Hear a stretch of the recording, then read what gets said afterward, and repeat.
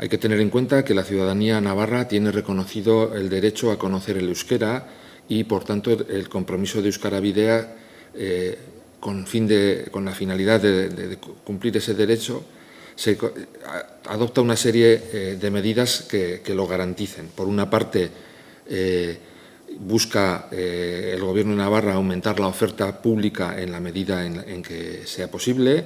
Por otra parte, se dan ayudas a los euskaltegis de iniciativa social de cara a que atiendan mejor a las personas que se matriculan en sus centros y, finalmente, se conceden ayudas económicas a las personas adultas que aprenden esta lengua navarra.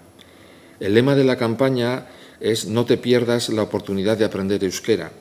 Creemos que es un lema que transmite un valor positivo y intenta un poco llamar la atención a la ciudadanía de que aprender euskera es una opción atractiva. Esta campaña es resultado de la colaboración del Gobierno de Navarra por medio de Euskara Bidea, de las entidades locales, en total 33, que lo promocionan y ofrecen ayudas a las personas de sus localidades que estudian euskera y, por otra parte, los centros de iniciativa social como son AEK e ICA.